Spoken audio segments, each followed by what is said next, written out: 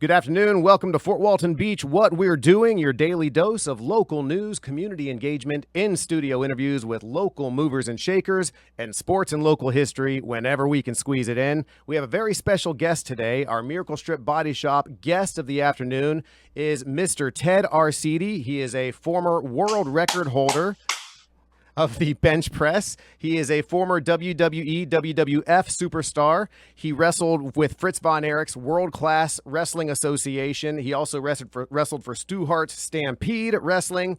And now he makes his living as an actor. He's been doing that for about 30 years. Mr. Ted Arcidi, welcome to the show. Good to be here. Nice intro. And may I say to all these listeners, your fella, your master here, he's got a great set of pipes. Thank you, sir. That's high praise coming from you. You entered wrestling during a very colorful time where people had colorful names and monikers. Biggest time ever. But you were just straight up Ted Arcidi, your name. Was it because you were the world record holder, Ted Arcidi, and he wanted to capitalize on that? Or was there ever any conversation about giving you a gimmick that was more colorful? Good question. Good question. Well, they knew it was all over the world. And in every gym that I was the first man at bench 7. And they had the footage from NBC or ESPN. And that's the methodology of Vince McMahon. You got to remember, Ken Patera was in jail at the time. He was their strongman. So that he needed that void filled. So there's that thing again, that adage about timing's everything, you know? So he ran with that. I'm glad he did. They called me world's strongest man. I said, go for it, baby. You just can't beat the exposure McMahon gave me. Right? And I don't think wrestling will ever get that global exposure like it did in 85, 86, and 87.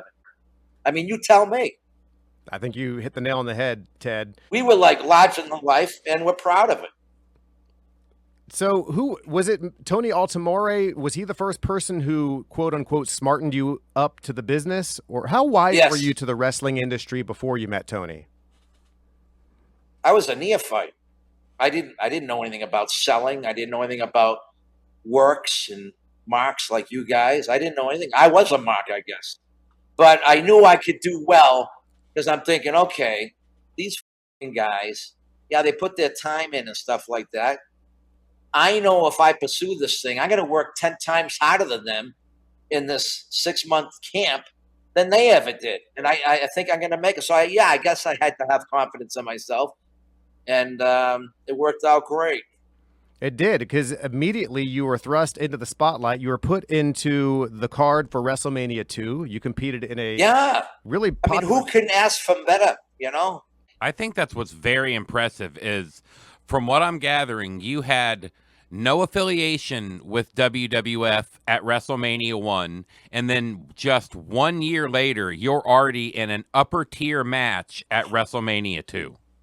You know something? I told these other guys, I said, hey, man, if you're bitching about me coming in like this, too bad. You go ahead and bench 700 and see what happens, all right? Not shut them up. But they were still good guys, but they had a right to bitch. Because, like I said, they were toiling away in these territories. And they finally get the call to New York. But they gave me the doll. That's right. You were an LJN how cool is doll. that, to have a wrestling doll 8 months in the business? That's insane. Wow. Yeah, I was going to say action figure, but you chose the word doll. Yeah, we used to collect those LJN figures. Kevin and I used They're worth a lot of money now. They sure are. He gave each wrestler like a dozen when they came off the press, you know, when they came off the assembly line. I still got them all packaged and everything. And I looked online on eBay. If I sign one of those and someone puts it out on eBay, guess how much they're going for? $3,000. Wow.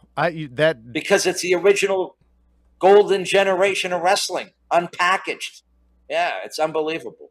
It's fantastic. You've got your own action figure, and you were able to do My so. parents couldn't even contemplate that. Again, at the time, I wasn't talking to my dad, and then eventually he started talking to me because I was like, how do you say it? Like annexed from the family. I felt like Napoleon after Waterloo. I was annexed to like an island, Alba, my own Alba.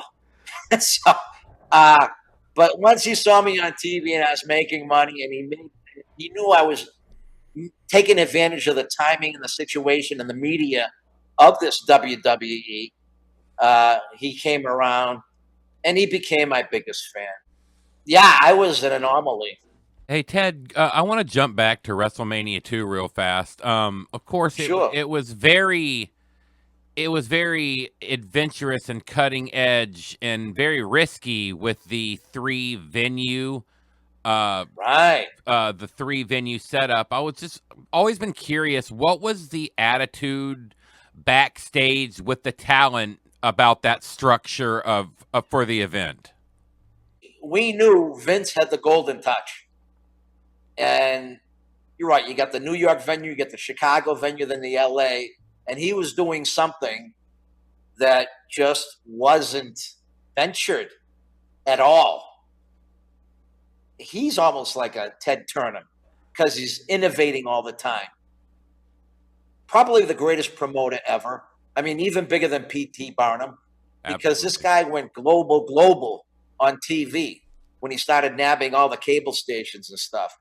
But the talk back then was, man, let Vince go with this. Who are we to say it's going to suck?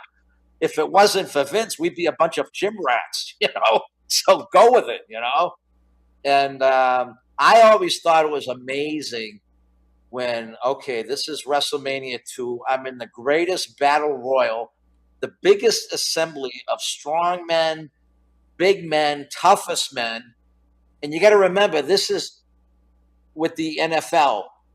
And we were just exceeding the NFL as far as exposure than what the NFL had all the time. And to be honest with you, a lot of these guys were just happy to be with us. These NFL players, Refrigerator, Steve Colburn, Russ Francis, Too Tall Jones, all these other players, all these great players, all Hall of Famers. I mean, they still must have reinforced that ring because there was a lot of muscle on that fucking card, man. And not to mention the big names, Andre the Giant. And Andre. Bret Hart, Andre the Giant, two of the biggest names in the history of the business you shared the ring with on the biggest stage in your profession, and just within 1 year of getting into the business. That's very impressive. Not even 5 months. Unreal. I mean, like you said, these guys spend 4, 5, no one's 6 ever years done in that. the Indies. Sometimes people spend a decade in the Indies and never get that call up. And here you are in WrestleMania. You got it right. The Indies, these other smaller territories and stuff, which are good to learn and stuff. But sometimes they're just not big enough, or they don't have the persona or the mic skills or the athleticism to get in the big show. Everybody wants to get to New York. The big shows, WWE and Texas. Let's talk about Fritz von Erich in your Texas experience, because that's where you went. Well, I think you stopped at Stampede next and then went to Texas. I was in Stampede learning how to be a heel, and I'm glad I was there for about a year before I went down to Texas. Because I wanted to be a heel. I always wanted to be a heel with Vince, but Vince was right, though. He says, you don't learn the business by being a heel right away. You have to be a babyface because you have to learn the psychology of a match. It's like painting a picture. You got to paint the story. And you can only do that by learning how to be a face first and then a heel, because the heel is pretty much the guy that directs and didacts the whole match later on, as you know with your past experience watching wrestling. I went down to see Fritz because he knew about me, and I go, but Fritz, I want to be a heel in your territory. I don't want to be a face. I'm naturally an asshole. So he says, well, we'll see how you do at a dark match. You guys know what a dark match is? It's an untelevised match that appears before the curtain jerker. Right. Exactly. And they had me go up against, I remember this, it was the Fort Worth Coliseum up against Cousin Luke. The Kiwi. We just had a wing it match, and I knew they were watching. They wanted to see. I was either gonna be a heel or go home, And I was a great match. I went over some high spots, stuff that I learned up in Stampede. And Luke stood like a motherfucker. I sold like a mother. And it went back and forth. And instead of the stupid bear hug I just killed him with clotheslines and then taken him out of the ring like Bruiser Brody. And the fans hated my ass. And I loved it. I loved it. And I remember the booker at the time, Gary Hart. Remember him? Of course. Yes. Great guy. Turned out to be a great friend, too. And going into the locker, he stopped me, he goes, "You can work, brother. Fritz wants to see you in his office the next morning." And honestly, that night was right up there with the level of me setting the world record. It's like, okay, I can work on my own as a heel. And that was a realization right there. That was another seminal moment right there for me. I remember that night. And you know where I ate that night? I ate my ass off at like 12 o'clock at night with a couple other wrestlers at the Waffle House. Do you remember your order? Yeah. I went right for the steak and eggs because they can have that like any hour.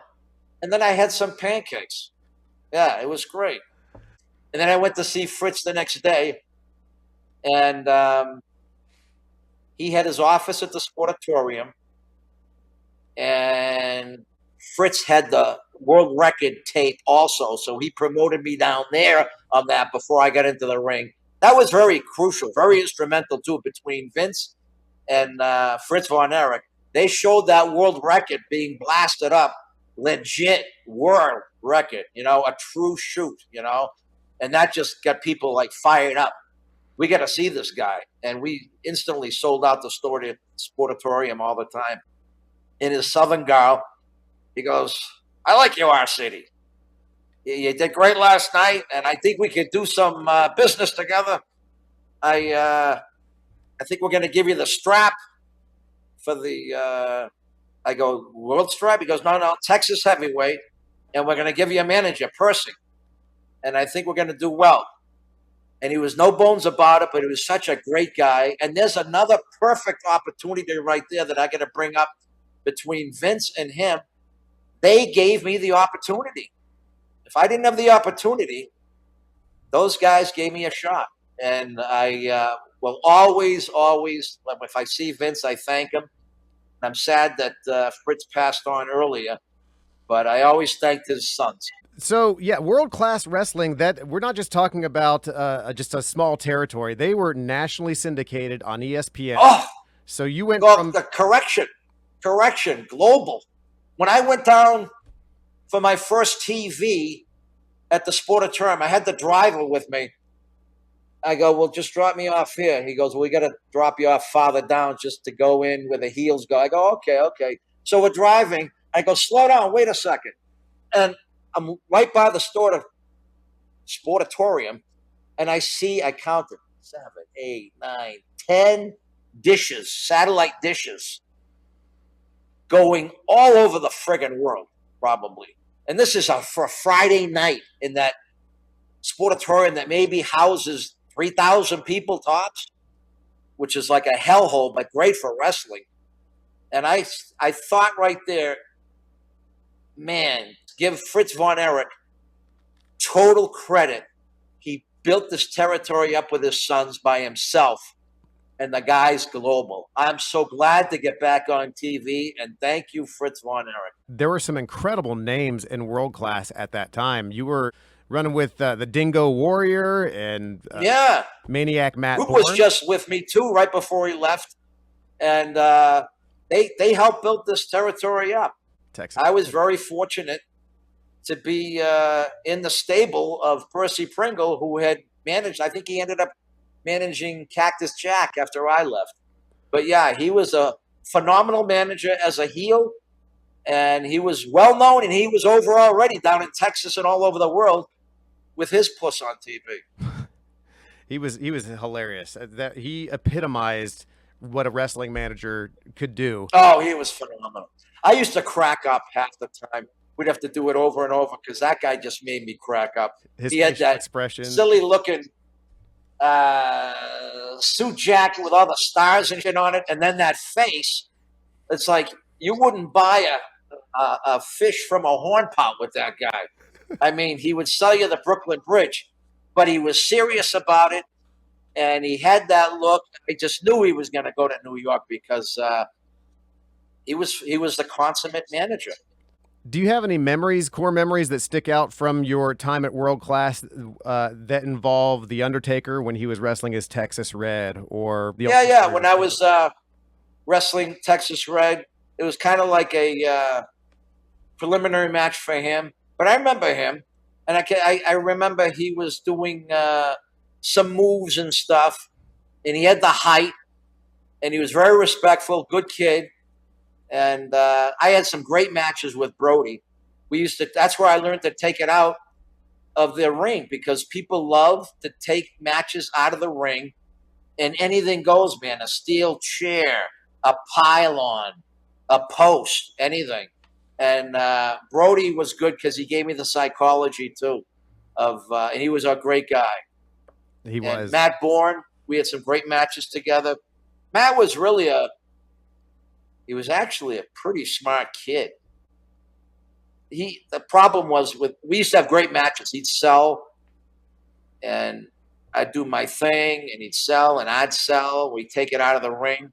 But the problem was he ended up like a lot of these wrestlers, they get the substance abuse, and that's what happened with Kerry too.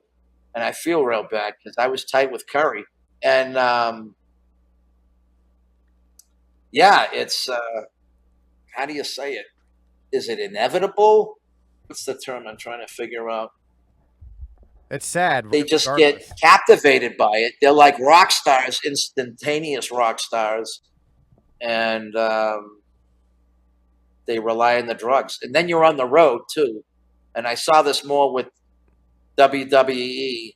They like to party, so they don't get enough sleep. So they rely on taking Xanax and downers to sleep, and then uppers like Coke to work.